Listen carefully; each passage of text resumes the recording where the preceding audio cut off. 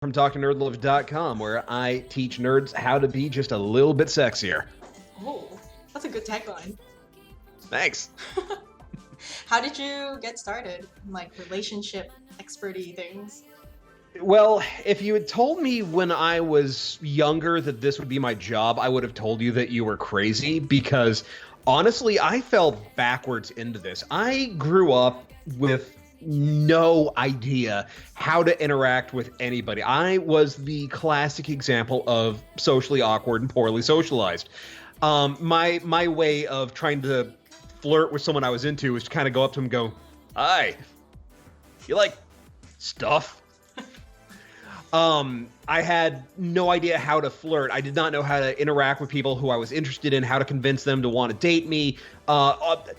Ducky was my patron saint, so less said about that, the better. But it didn't help that growing up, one of my oldest and dearest friends is a guy who looked like what would happen if Zac Efron and Rob Lowe had a love child together. And then to make matters worse, he could sing, he was funny, he was legitimately the nicest guy you would ever know. So it's like, I want to hate you, but I can't because you're so cool and good and why can't you have flaws? But while he was around, any of the rest of us might as well have been invisible. And over the years, like I had one serious relationship, and I should have realized from the start how toxic it was going to be because it was a friend zone situation. I got out of the friend zone, and the way that I did it was by nice guying my way out.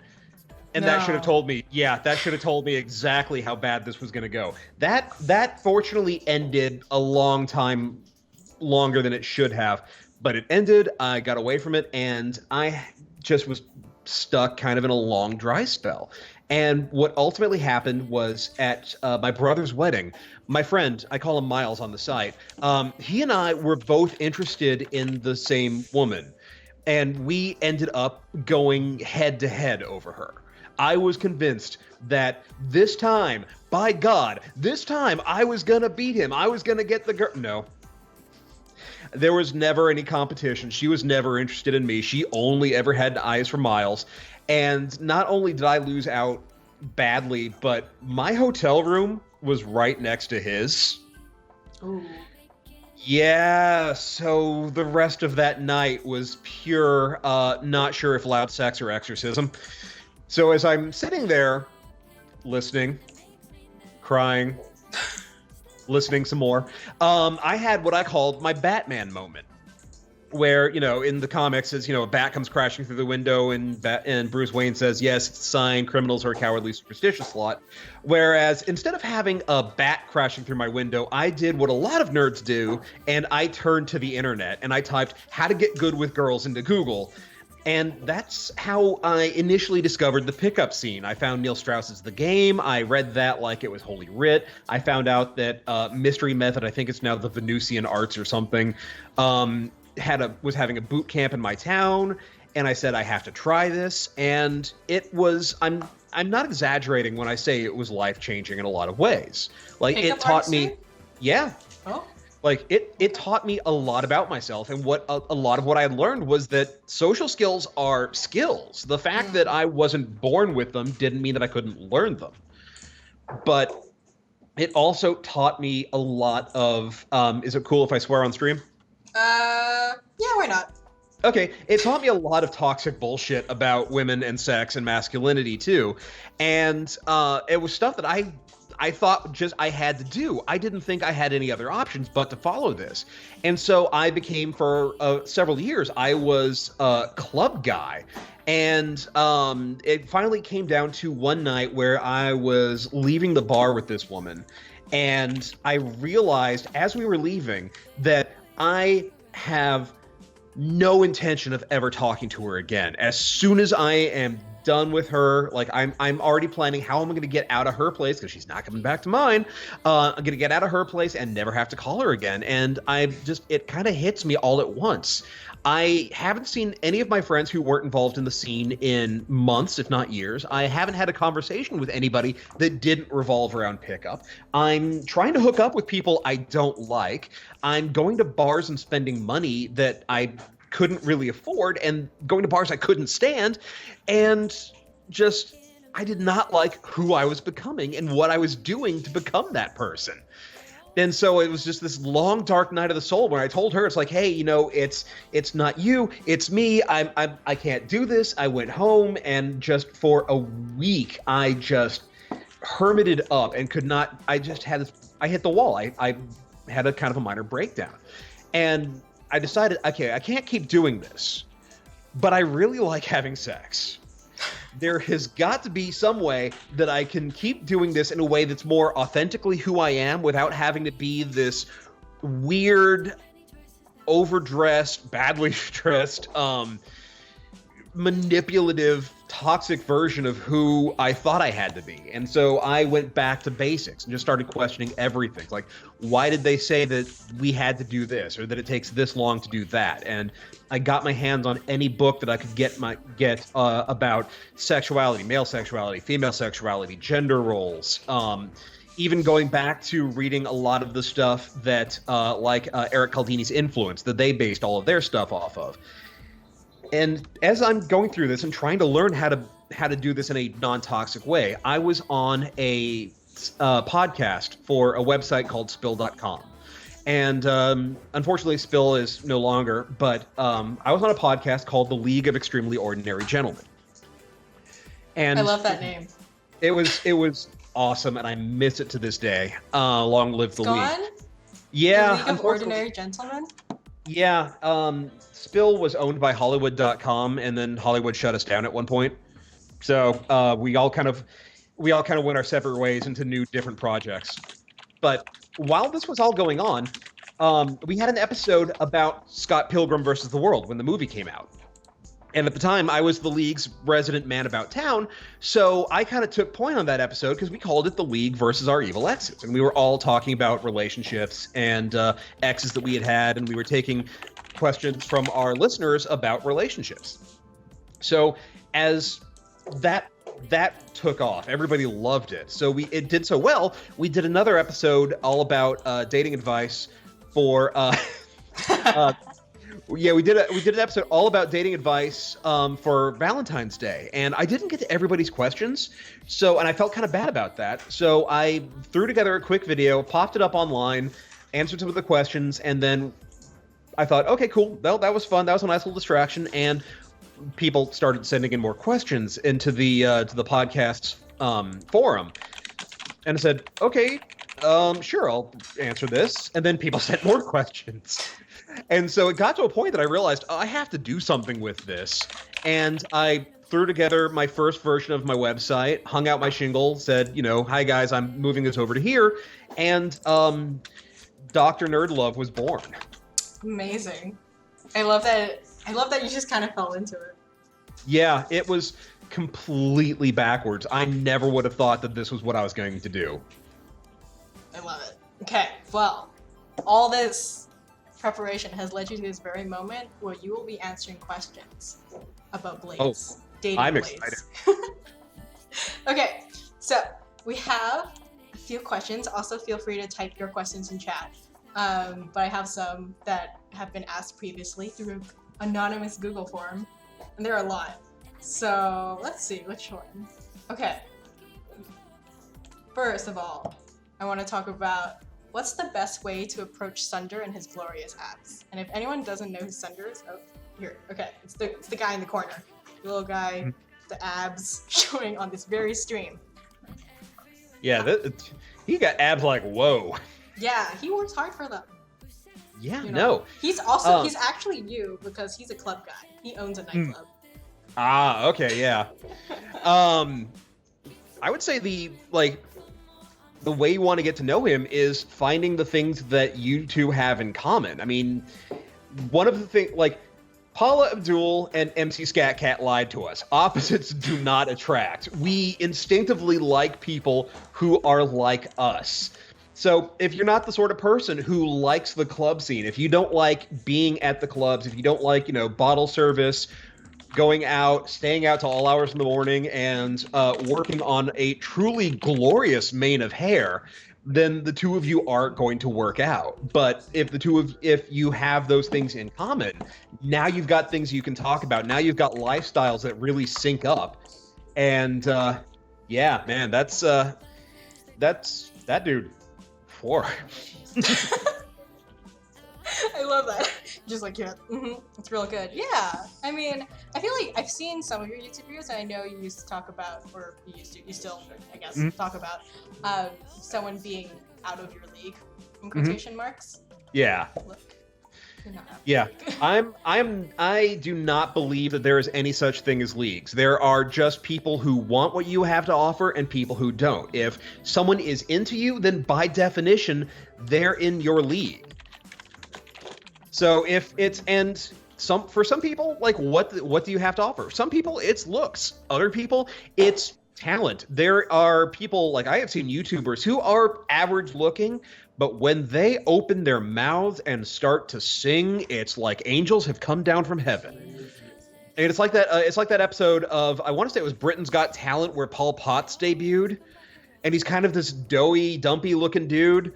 And then all of a sudden he starts singing Nessun Dorma, and you can actually watch one of the judges have an orgasm right then and there. Really? I have not seen this. Oh, it's kind of amazing. Oh my god. But yeah, it's about what you bring to the table and how you connect with people. And some people will only value looks, and that's fair. Other people will value how you make them feel, and sometimes it's because you're the person who understands them in a way that nobody else does. Sometimes you're the person who can really make them laugh. Sometimes you're someone who can sing or who can perform. It's about connecting with them on that deep and emotional level. Yeah, that's beautiful. So beautiful. I was looking at chat and someone was like, Drummer Boy was like, does Dr NerdLove have a release date for his HBO biopic? Because that's a hell of an origin story. I would actually love for that to happen at some point. Not gonna lie, part of what I keep thinking in the back of my head whenever I do a YouTube video is gonna be the point of like, this is gonna be the point where some producer notices me? Notice me, senpai. Look, if anyone, for some reason in chat, is an HBO executive, he's ready. Just call him up. I'll put you in contact with my agent. Yep, of course, we all have agents. Yep, that's how it goes. Yeah, it's totally not me with a different email address. Oh, apparently Acidic sees your work on Kotaku as well. Yeah, every other week. In fact, I've got a column up going this week. In fact, on Kotaku, I answer readers' questions there. And this week we got some really good questions. I mean, we get good questions every week, but I like to try to really every week. It's interesting trying to find ones that I haven't covered before that have a new twist or a new spin on some common issues. Do you have like a ton of questions? Like you get asked a ton all the time? Yeah, I've got a really huge backlog at this point, which means that I can't get to everybody's, and I feel really bad about it. So part of what I do is I try to pick the ones that have the widest applicability, and failing that, at least the ones that'll have a lot of interest. And sometimes questions I don't have time to get to all of them. So sometimes the questions are like, all right, I've answered this one a lot. I'll come back to one like this later on, but a lot of times the answer is something I've said over and over again, and I can just kind of poke at an old column and go like, yeah, go read this one. It's the same story. Nice. Yeah. Okay. So moving on to our next question then. There's so many good ones. Okay, so what do you think is the ideal relationship timeline from first date in the dungeon to saying I love you to beyond? Is there such a thing as moving too fast or too slow? There is such a thing as doing both. Too fast is a problem because what it usually implies is that you have have reasons why you're moving faster than you should be. Sometimes it's just a case of you don't know any better and you don't have a lot of emotional intelligence. Other times, people who move very quickly are doing so because they are trying to lock somebody down before they have another option or before they think better about it. One thing that happens a lot in toxic or abusive relationships is the abuser will do what's known as love bombing, where they will just absolutely smother someone with love and affection and good feelings into a level that's kind of inappropriate at that early on. Taking too long, on the other hand, is also a problem because you end up in a case where you have been in this kind of nebulous quantum wave of, are we a couple? Are we not? Where is this going? That no one really wants to address because it's gone unsaid for so long, and to bring it up now would be kind of awkward. The tricky thing is that there is no one timeline because every relationship's going to progress differently. I mean, everybody's got a story about how some family member met their wife and were married within 3 weeks and they've been together for 50 years. The key is to go with your gut and your feelings, and when in doubt, use your words. If you're not sure where you are, then ask. Exactly. Asking is appropriate, especially in a dungeon. It's very dangerous in there. Especially before you get to a mini boss, because then you want to have those relationship issues sorted out before the two of you have to fight something big together. So is the mini boss an actual monster, or is it the relationship the entire time?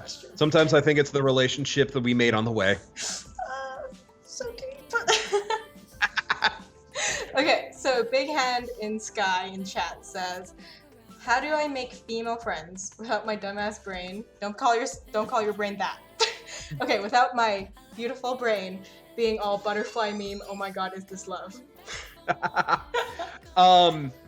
The more that you interact with women on a platonic level, the more that you're going to be like, oh, no, this is just friendship. Part of the reason why guys have a hard time maintaining platonic friendships with women is because we tend to reserve our emotional intimacy for people that we might conceivably sleep with. We tend to, we equate emotional intimacy with sexual intimacy or romantic intimacy. I mean, when's the last time that you hung out with your friends and were willing to be vulnerable with them, or said something like, I really appreciate you, or even like, I love you, and not in the, drunk, I love you, man kind of way. But it's kind of like how sometimes we mistake politeness for flirting. It's because we are so inexperienced with it. We feel this intimacy and then immediately think, oh, clearly this must be love. I haven't felt this with other people. It's like, no, you're just being able to open up with somebody for the first time. So the more that you become emotionally open, the more that you interact with women especially, and don't necessarily treat each one as a potential partner, the more that you're going to get used to it, and the more that you'll feel like, okay, I know the difference between attraction versus friendship. Yeah, no, that's fair. I know I also used to sometimes get that way with guys. I'd be like, oh my god, I'm so in love with them. But I think it's also just, it's definitely just, as long as you're more open with yourself and your emotions, you'll figure it out. I believe in Big Hand in Sky. Yeah, and sometimes you just get crushes, and you know what? Those happen all the time, and those can be fun. Those are just a moment of like, you know what? I'm gonna sit here and just enjoy this. Great, especially bringing it back to the swords. You get a crush on the swords. Wait, if you had to date a sword, Dr. NerdLove or Harris, I don't know which one to call you. You can call me either. Honestly, I'll answer to both. I'll say both, just to make it extremely thorough. But yes, if you could date a sword, which sword would you date? Well, I actually took the wielder test to find out, and evidently I match up with Valeria. Ooh. Which, you know what? I kind of like that. Beyond the fact that she likes travel and Scotch whiskey, which I also really enjoy. I'm more of a bourbon man, but I definitely like Scotch. But I also kind of like the getting in close and moving quickly with a dagger. Yes, she's so cool. Wait, do you like ducks? Yeah, ducks are very adorable. No, she hates ducks. Oh, that's going to be a problem. I mean, they're also delicious, if that helps. Oh, they are so delicious. Yeah. Look, maybe, I don't know, maybe Valeria will like eating ducks. She doesn't like ducks. Maybe she'll enjoy eating them. Oh my gosh, drummer boys. Wonderful pun. Get you a hammer that crushes your back. Oh god, that was great.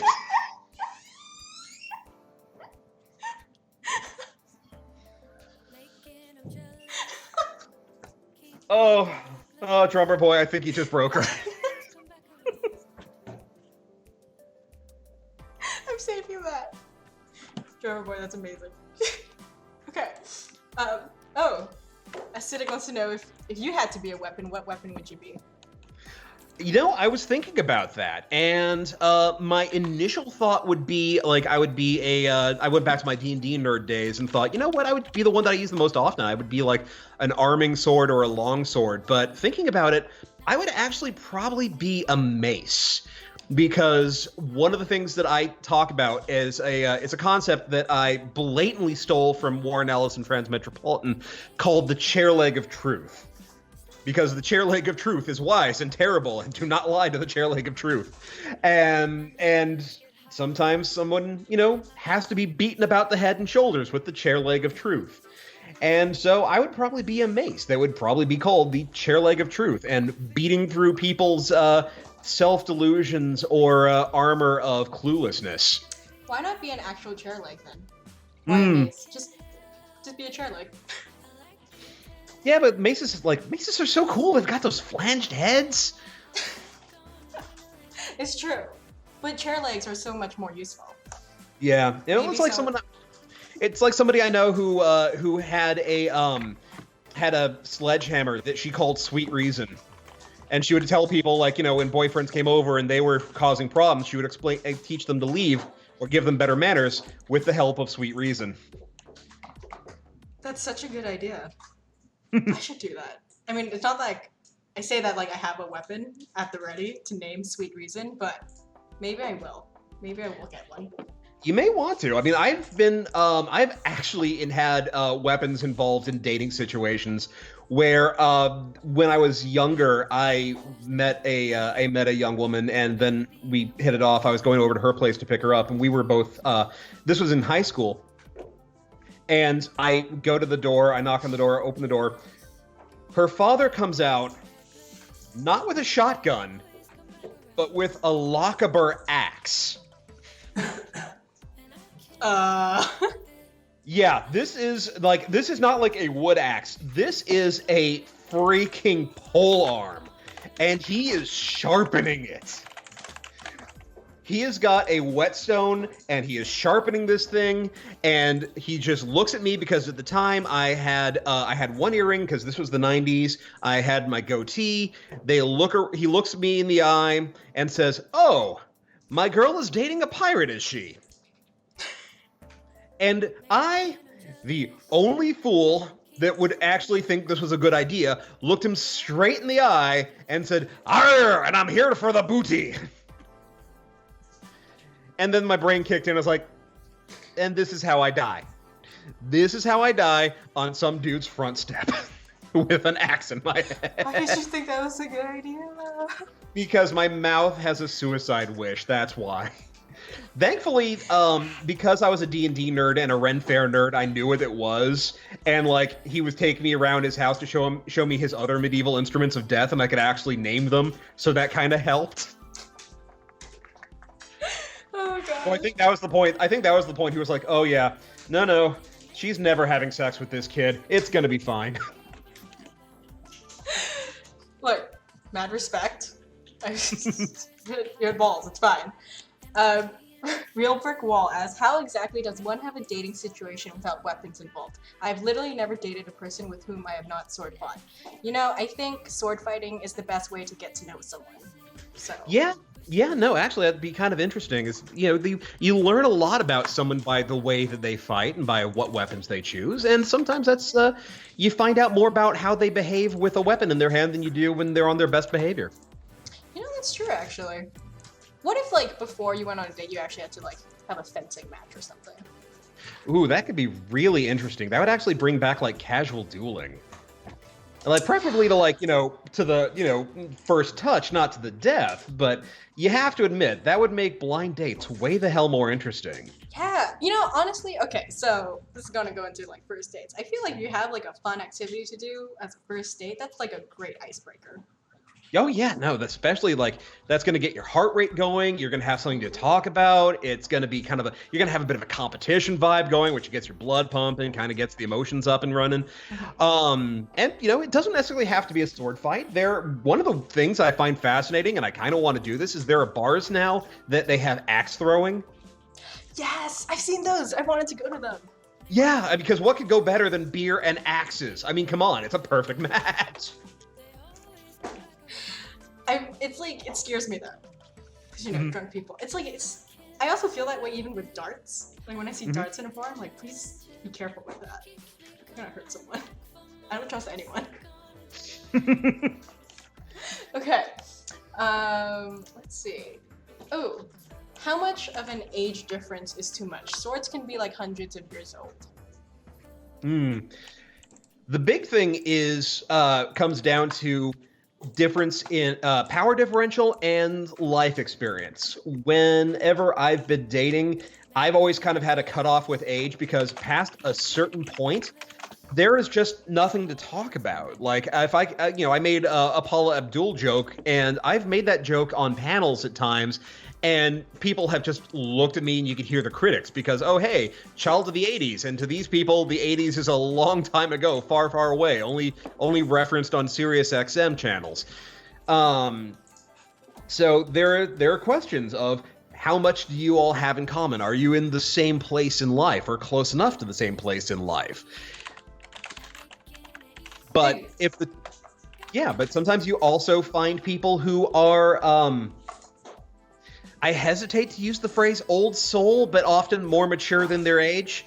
And I've seen couples with like 20-year differences who've made it work. And when you're talking about like 100-year-old sword, maybe they've kept current. Maybe they haven't just locked themselves up and kind of said, oh, you people with your internets or whatnot, we had the Pony Express and we liked it. Yes, I agree. As long as it's above, like, the legal age limit, you know what you're doing, they're not taking advantage of you, all for dating your 100-year-old sword. Though, speaking of which, I was, like, watching a TV show, documentary, about age gap love. It's called Age Gap Love. And it's about, like, people who have, like, these huge, 40, year age gaps between each other. It's very strange. If it's working out for you, it's fine. But yeah. Now my question would be: were those mostly men with younger women, or were there some older women with younger men too? I only watched 2 episodes, but they had like older women with younger men as well. It's the one. It got weird when it's like, yeah, I met them when I was like 16. I was like, yeah, that's the part where I'm just kind of like, that kind of sounds like a grooming situation, not dating. But with the swords and in Boyfriend Dungeon, it's all okay. Don't worry. Oh yeah. Everyone's above the legal age limit. They'll treat you nicely. You can usually trust swords. In my experience, you can usually trust swords. It's fine. Yep. Okay. Yep, that's a sword for you. They always get right to the point. Oh, that's so good. Oh, I live for puns. I live for them. Mizu Wolf, I did not get to your question about Ace Squid yet. We have a list, so sorry. But good news is you didn't miss it. Okay, let's see. Which one do we want to... Oh, we have a very technical Boyfriend Dungeon question, which I can answer. Someone asked, in Boyfriend Dungeon, will there be dialogue options that let us pursue someone romantically without any sexual implications, asking as an asexual? Yes, there will be, but it's not written yet. So we don't actually know how it's going to go, but for sure it'll always be consensual, because consent is great. Okay. That's one of the things I'm always kind of interested to see, especially as like dating sims become more popular and they start to evolve, is managing to include all of these other lifestyles or other like gender identities or sexual identities. So for people who are ace or aro, aromantic, or for people who are non-binary, like it makes for some interesting choices. And it's when I've been seeing stuff like Dream Date Daddy or whatnot, where they're addressing, one of the daddies is trans or you can be trans, and it's really cool seeing all this happen. Mm-hmm. Have you played Dream Daddy? I have. It is fun. It is so fun. The daughter. Mm-hmm. Daughters are cute. Yeah. I was like, I don't even care about these daddies anymore. I just care about the daughter. Yeah, no, I had to go with the Cryptid Hunter daddy because it's like, all right, that's Papa Winchester. I have to go with this. As someone who made it through as much Supernatural as I did, I really have to go with that one. I went for, as I always do in like dating sim games, I went for like the bad boy daddy. Mm-hmm. And spoiler alert for anyone who hasn't played Dream Daddy, cover your ears for like the next 30 seconds. Basically, like something like bad happens with him because you sleep with him too early, and then he ignores you. And I was like, oh, I was shocked. I can't believe they did that to me. Sorry, I just needed to get that out there. That was really hurt. I can't believe he didn't call me back. Wait, he doesn't like straight up Angelus you, does he? Like it doesn't turn into like a Buffy situation? No, he just disappears. Okay. Oh god. Yeah, so Gambino plays as Love Dream Daddy. I really enjoyed how Robert's first date could go. That's the bad boy dad. So you could either sleep with him too early and blow your chances with building a healthy relationship with him. And I blew my healthy relationship with him. Okay, makes sense. Yeah, look, like, I'm not even gonna go into this. Nope. Okay. Next question. Let's see. Hi, Dr NerdLove, if that is your real name. My partner and I both prefer being the stabbee rather than the stabber. Any advice on keeping things exciting for both of us in the dungeon? This is one of those times of like, okay, so are we stabbing each other, or are we like alternating? Like one of us is the tank and the other one's the DPS? Because those are two very different answers. I feel like it's a give and take, Yeah, I mean, sometimes you gotta be willing to be the switch. Sometimes someone's got to get stabbed. Someone has to be the stabber, and sometimes you have to let the other one have their turn. Yeah, like that's what relationships are about. You gotta, work it out together, compromise, and make it fun for the stabby. No, you want to be the stabby, so make it fun for the stabber. They get a little extra love. I don't know how to answer that. I think they're asking advice on how to have fun while having to stab. I mean, I think even like, okay, so if I were to go on a date with someone I love, and even if it's like not my kind of activity, I would still enjoy it, seeing them have fun, no? Mm-hmm. But yeah, you want to make sure though it's an activity that they at least can appreciate, because if it's something that you really enjoy but something they don't, then you're going to be spending more time worrying about them having fun or them not having fun, and it's going to kind of take away from your own fun. It's true. So you kind of have to find stuff that you can compromise on, or at least stuff that you can do that they appreciate and stuff that they can do that you can appreciate. Otherwise, then it's not fun for everybody. And then sometimes there are just activities that you can't necessarily do as a couple, but you can both do separately and enjoy separately. It's true. And like maybe they prefer stabbing like insects, while you prefer stabbing bats. Just switch off. Maybe halfway through the dungeon, between each floor. Exactly. Wow, we're so. Or maybe keep it a little fresh, like it was back when you first started out, and start kind of having a competition about who's going to be the more efficient stabber. No, yeah. You could rack up the numbers, or you could go for style points. It's like, oh, sure, you got that bat in the wing, but I got him in his ear. That takes precision. Yeah, actually. What if you stab like the fingertip of a monster? I guess they might not have fingertips. No. Yeah. But what if you go full Zorro and you manage to carve your initials into him? That's so romantic. What if you carve each other's initials into the monster? That's so romantic. Yes. Figured it out. We answered that question so well. I'm so proud of us. Okay, what is a big mistake that people commonly make on a first date? I've met someone online, so this will be the first time we've ever met, and I want to make a great first impression. All right, the mistake that everybody makes on a first date, and this is across genders, across sexualities, is that they focus way too much on trying to impress somebody. Hold on a second, let me adjust these here, about to fall off.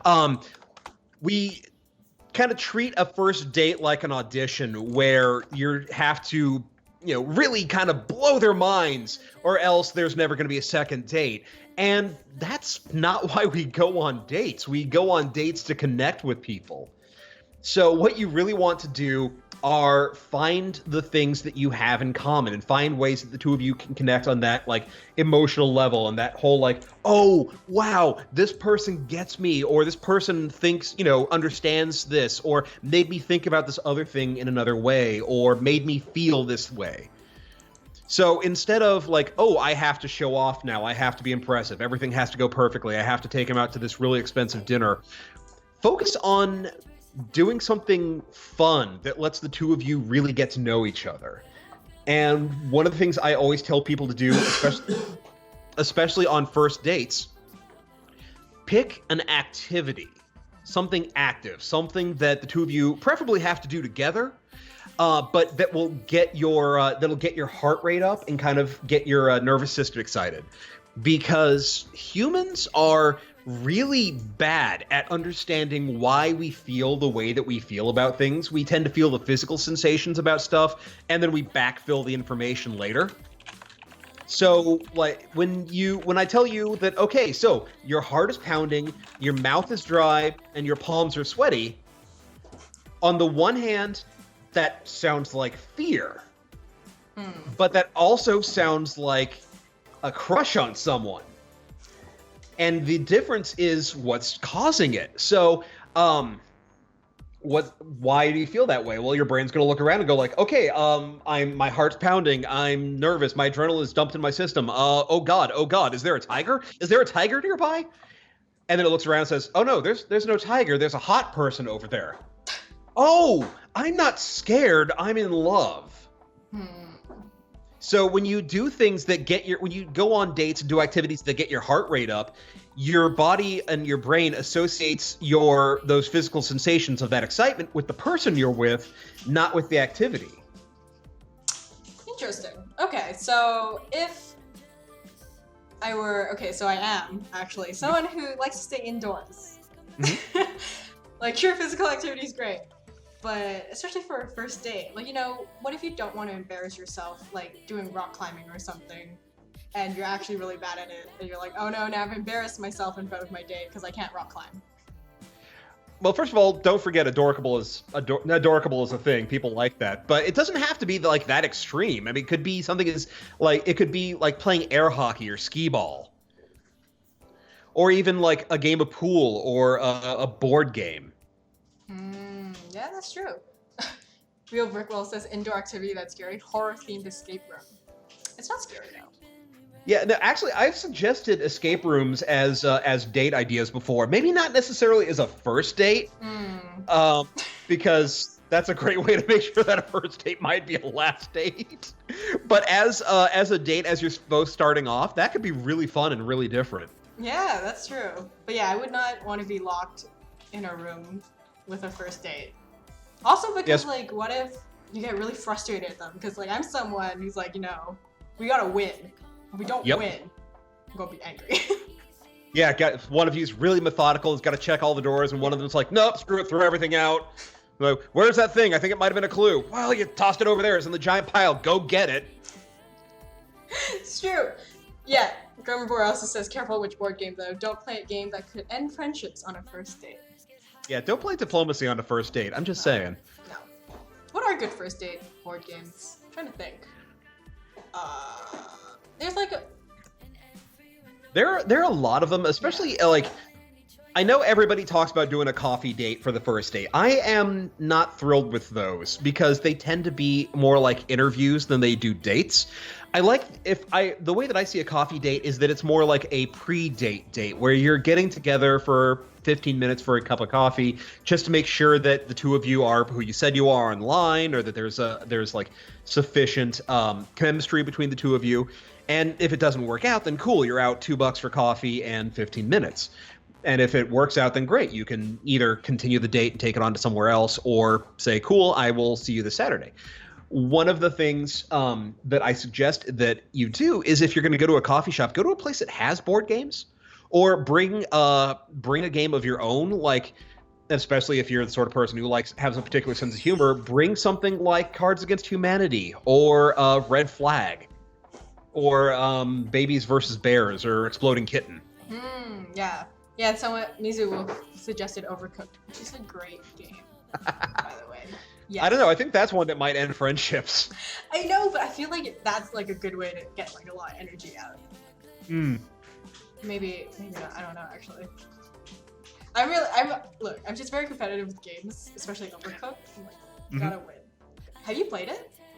I've watched other people play it. I've got some friends who do a gaming site, and I've seen them play, and it's just kind of like, wow, if you guys are still talking afterwards, you're better men than me.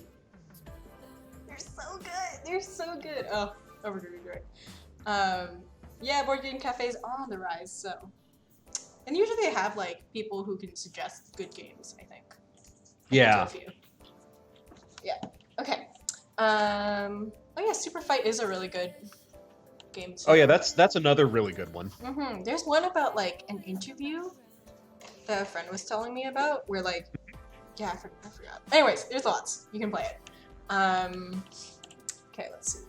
Ooh. So next question is, I recently broke up with a boomerang Beyblade, but they got really clingy. No matter how many times I throw them out, they keep coming back to me. What can I do? Oh god, that one was good. These are so like good. Bravo. Wait, let's see. Who asked that? Chrono Dream. Beautiful. Thank you, Chrono Dream. Yeah.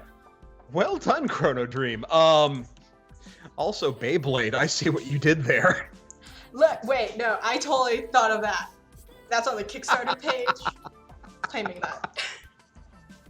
But yeah, what do you do? Well, sometimes it's the case that you can't be throwing them away. Sometimes you've got to be the one to walk away.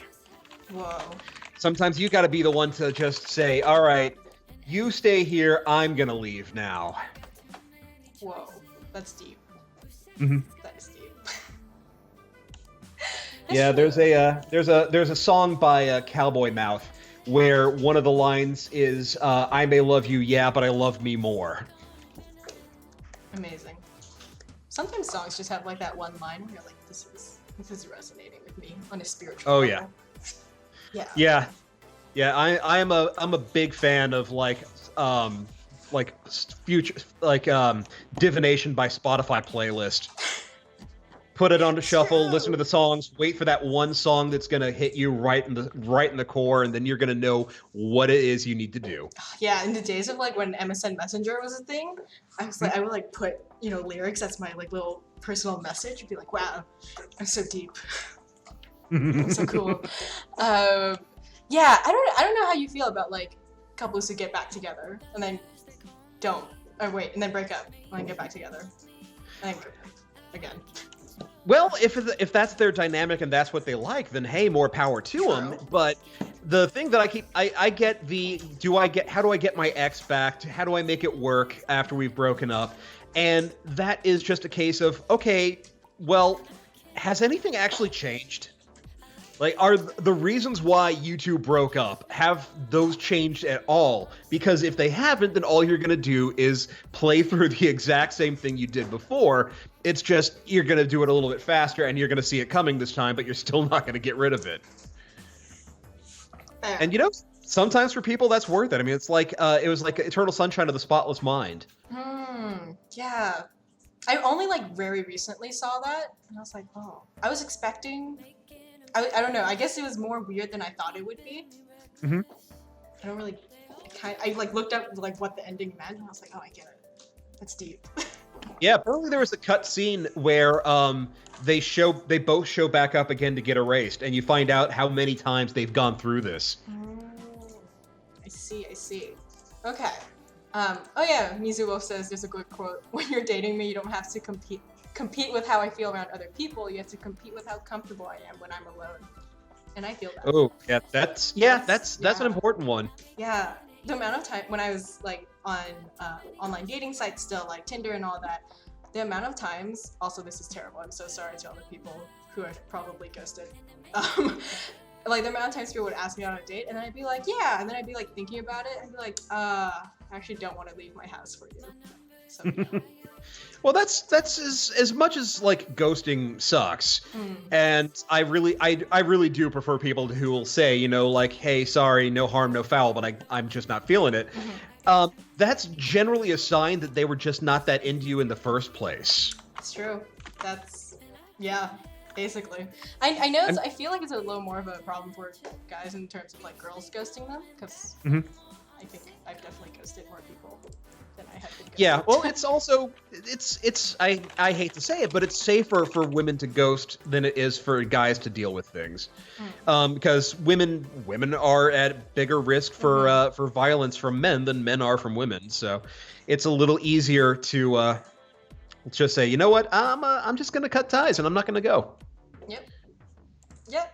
That's also that's basically part of the reason why I've ghosted too.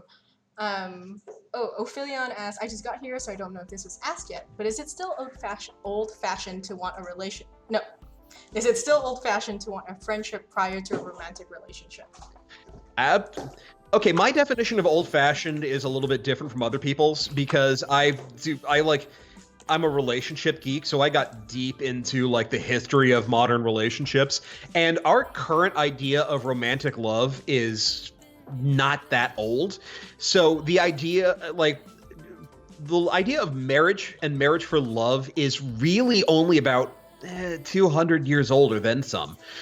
And so the idea that we could even be friends before relationships is even relatively younger. So, like, no, I don't think you're old-fashioned at all. If anything, I think you're a lot more modern than most people are. Because the idea that, like, oh, you know, we have to be friends and then we fall in love, that's a more recent thing. You're going to find that way more often in, like, you don't find that very often in, say, movies from the 40s or the 50s. You're more likely to find that in the 70s and the 80s. Oh. And that's got its own issues, because it kind of is part of the reason why a lot of people are so lonely, is because we put all of our emotional eggs into one basket. So it's great that our partners are also our best friends, but that means that our entire social life gets wrapped up in one person, and that's not necessarily a healthy thing.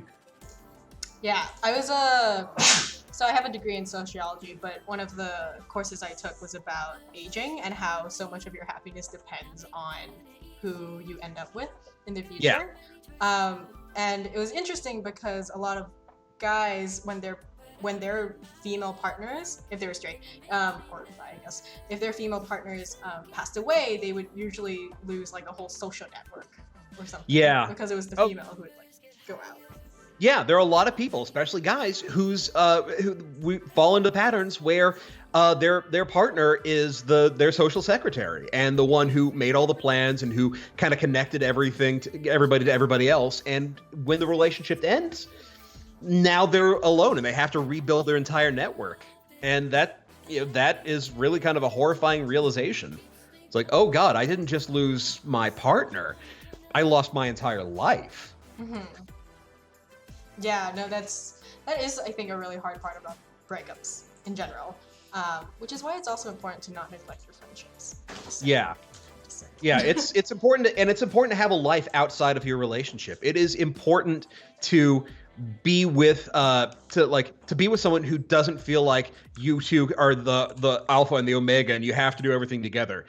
It's really, in fact, some of the most successful couples are the ones who go on vacation separately.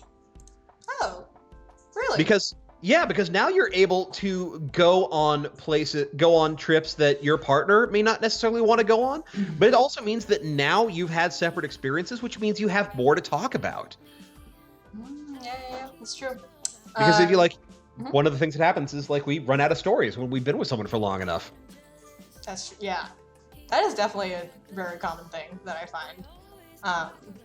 I think that kind of leads into Uncle Sully's question, which is how can I find topics to talk about with this girl? We're both inside people and she just works, games, does other stuff. And I'm basically the same, but I struggle to find things to talk about with her. Well, one of the things I'm always telling people to do is, first of all, don't just talk about the things that you're doing, talk about how you relate to them. So if you love games, then what is it about those games that you really love? What is it about those games that connect with you? And what are some of those moments that kind of really drove it home? That's one of the reasons why I love like the Baldur's Gate series from the 90s, the Obsidian Isle one. Because I have so many stories of that game and how much I loved all of the characters in it, especially Minsk and Boo. And that one is why I love computer RPGs. Or Fable 2 for that matter, is one of my favorite console games of all time, because that one had just a moment where the spoiler for a game that came out in, I want to say 2002, where you have a dog that's with you the entire time, and the villain at one point kills your dog. Sorry. And I have never wanted to kill someone so damn hard in my life. It's like, I want to find out how I can bring you back from the dead so I can kill you again. And it was just that emotional connection of like, you hurt my dog, you fucker. Like that is the sort of thing that, like, that is when I know a game has really got its hooks into me. So maybe that's the sort of thing you can talk about. And also, if you both smoke hookahs or weed, then you're gonna have some philosophical thoughts about life, the universe, and everything. And hey, what else are you gonna talk about? Smoke up a little bit and just talk about the nature of the universe. Yeah, totally. I haven't smoked weed before, so I'm trying to contribute. I don't know how. That leads into the next question, which is, how do you deal?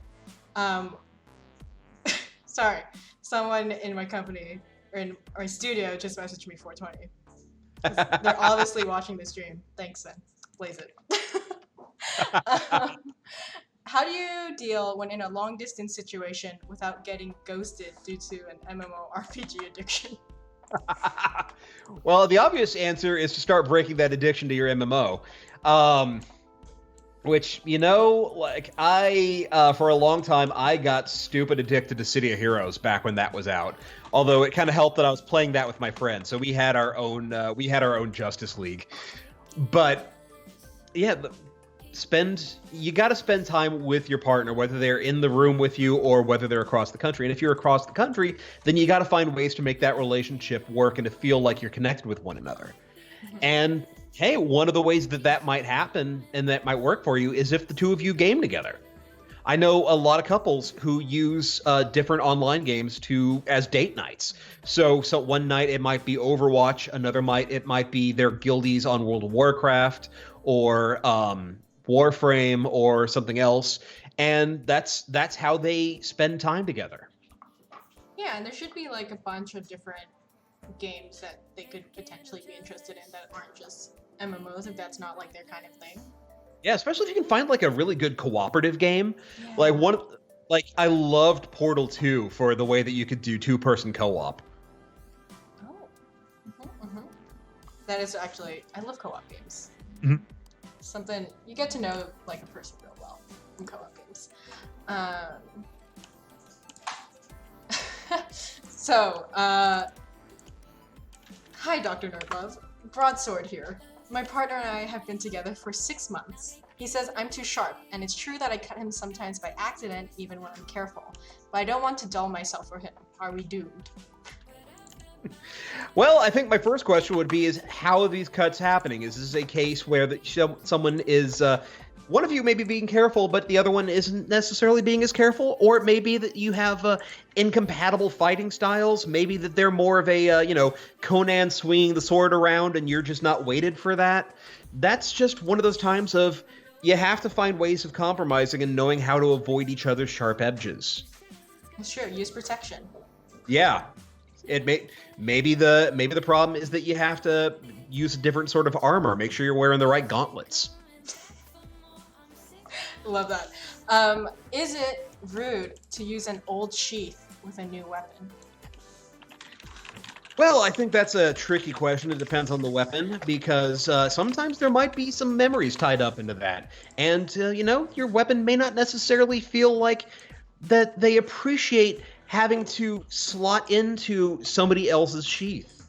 And so you may want to consider getting a new sheath so that you have one that's just about the two of you instead of one person feeling like, oh, well, I guess I'm just the latest in a long string of blades that's coming through here. It's true, actually. That is really rude. I didn't think about it at first. I was like, you know what? That is rude. Okay. We have a serious question, which is, I'm a gay guy going to college in a few weeks. How do I maximize my chances of meeting a nerdy boy who I share interests with? Oh, that one is a really good question. And what you're going to want to do is you are going to want to get out and do stuff.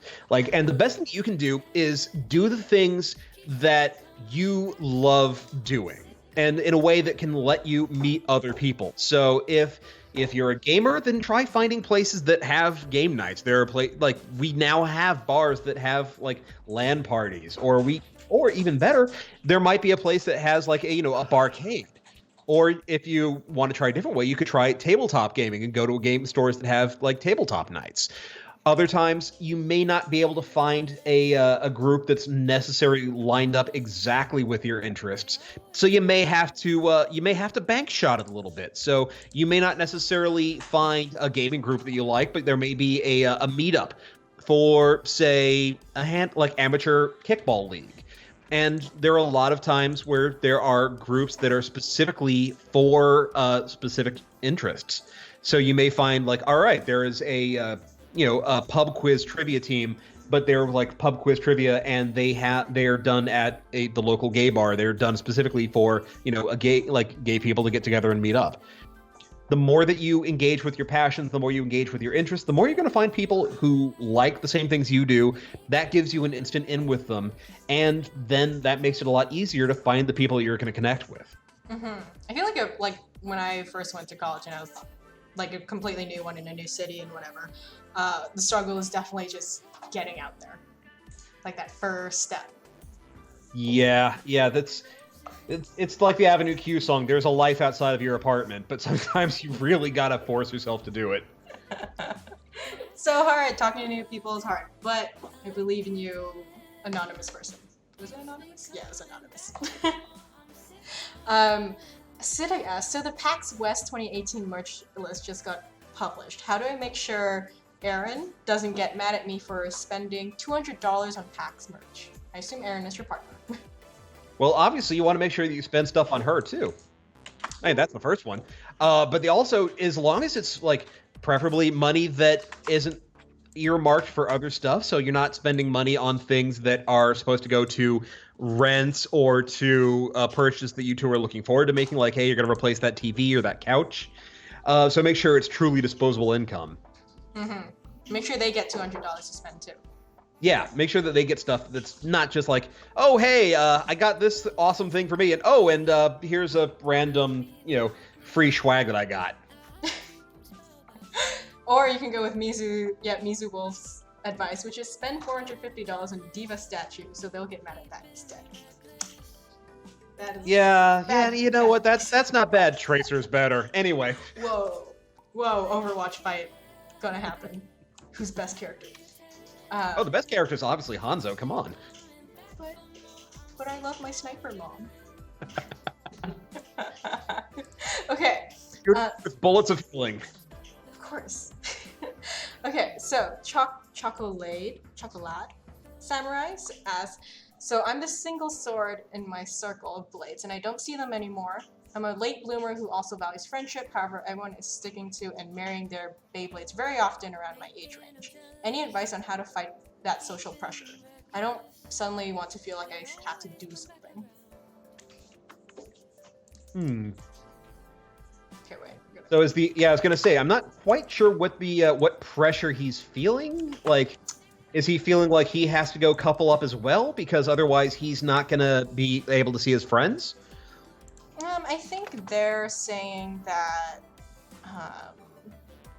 Let me just reread this. Yeah, I think basically, the question boils down to all the other blades are basically pairing up and getting married with their handler or whatever, and they don't want to feel like they have to, and because it's in the same age range, they don't feel like they have to get married because of social Yeah. pressure. Yeah, which, first of all, never date someone or marry someone just because you feel like you're supposed to. For the love of God, don't do that. Please do not. But one of the things you should do is make a point of seeing your friends on a one-on-one basis and say, hey, you know what? We haven't hung out in a while. We need to go and do X, Y, or Z and just have kind of a guy's night to just be the two of you. Yeah. And honestly, you do not have to be married to be happy. It's okay. Yeah. Yeah, friendships. People are very happy about it. Oh, wow. It is 4. Do you have time for one more question? I've definitely got time for one more question. Okay. Let's pick because there's so many. Okay.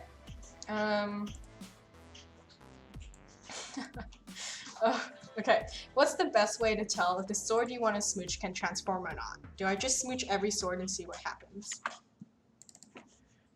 Yeah, well, you want to be real careful because the last thing you want to do is slice your lips on a sword that doesn't actually have like a person in it. Maybe try talking with them first. Make sure that they're actually going to respond to you before you try to plant your lips on them. Mm-hmm. Yeah. And make sure you have consent to smooch your sword. Ask first before you smooch any sword. Then you smooch them. If they don't respond, they probably aren't sent to you. Yeah. Yeah, you're not necessarily sure that the sword that you're trying to smooch is necessarily a sword that's into your kind of sword. And Mizu Wolf, I see your ace question. Will there be any ace weapons? I cannot reveal the secrets right now. But we have stretch goals. That's all I'm gonna put out there. Yeah. So if anyone has any more last-minute questions, feel free to throw them in chat. But otherwise, we will slowly begin to wrap up. Thank you so much, Harris, for being on the stream. Thank you for asking me. This has been fun. Yeah, no, I was honestly very impressed by how you answered some of the Blade questions. You're so good. Oh, wait. Most important question. Favorite dog breed? Ooh, that's a tough one because I love all doggos. They're all adorable. I had a dachshund growing up. I've had poodles growing up. I kind of want a corgi, like maybe a corgi mix, like a corgi, like corgi golden retriever, because you mix a corgi and any other breed, you basically get a short version of that dog, and it's kind of adorable. It's so cute. I think I like Chow Chows the best because they're like big, fluffy teddy bears. Oh, wrong. Yeah, it's huskies, please. Yeah, my brother has a husky, and while his husky is adorable, she is a lot of work and is very, very noisy. Like at 4 a.m, it's a case of, here, let me sing to you the song of my people. That's why you get a cat if you want something a little more quiet. Maybe. I guess they could still be loud. Yeah, I was gonna say no. Cats will definitely wake you up at 4 a.m. Hey, my bowl is empty. Hey. That's why you get a sword that doesn't transform. Then no one will bother you because you also have a sword. Okay. Oh god. Just thinking about blades now. Okay, so thank you to everyone who came to the stream, and thank you to our guest, Dr. NerdLove. Where can they find you if they want to catch up with you and see more dating advice, maybe not involving blades? Yeah, well, you can find me on Twitter at Dr. NerdLove. You can join the Facebook page and keep up with all the latest news at facebook.com/Dr. NerdLove. You can find me on YouTube at youtube.com/user/ you guessed it, Dr. NerdLove, and of course the website, which, sing it with me now, drnerdlove.com. Yeah, no, so I'm subscribed to your YouTube page and I watch all your videos, so it's honestly kind of strange to be talking to someone when you've just been seeing them on like a YouTube video, so it's like, oh. Yeah, it's weird. Our social relationships are so strange that way. It's great. The internet's amazing. That it is. Yes, and I assume if you're here, you might not know, but I assume if you're here, you've heard of Boyfriend Dungeon. That's our game right now. It's a dating simulator dungeon crawler mashup. It's on Kickstarter, oh no, this is so hard, inverted. Okay, our money the money we've raised is right there. We're trying to reach our next stretch goal, which is 130k USD for transformation sequences for all our weapons. And you can keep up with us at Kitfox Games on Twitter, Kitfox Games on Facebook, Real Kitfox Games on Instagram, because someone took that username, and I hate them. But yeah. Seriously, contribute, get it to the next stretch goal. Because come on, look at the transformation sequence that's on the Kickstarter page. How can you not want that for all of them? Yeah, exactly. Oh my gosh, wait. Okay, do you have time for me to just find the image and put it on here? Okay, let me see. Yes, go for it. Okay. Oh no. Display media source. Browse. Okay. I'm getting there. Oh yeah, and you can also join the Discord. We have that too. It's a great little community, actually. I love Discord so much. Here's a transformation sequence. Gonna put it in above us. Look at that. That's what we're funding money for, everyone. Please contribute. No! I lost it. How? Oh, okay, it's back. Okay. Yes, so I'm gonna put the Discord link in the chat so people can join it if they want. Please do follow Dr NerdLove because I love this stuff. I'm really happy it came on. Okay, yeah. So thank you again for joining us. We will be streaming next week. I don't know about what yet. It'll probably involve swords. It'll probably involve dating. Okay, thank you everyone. See you later.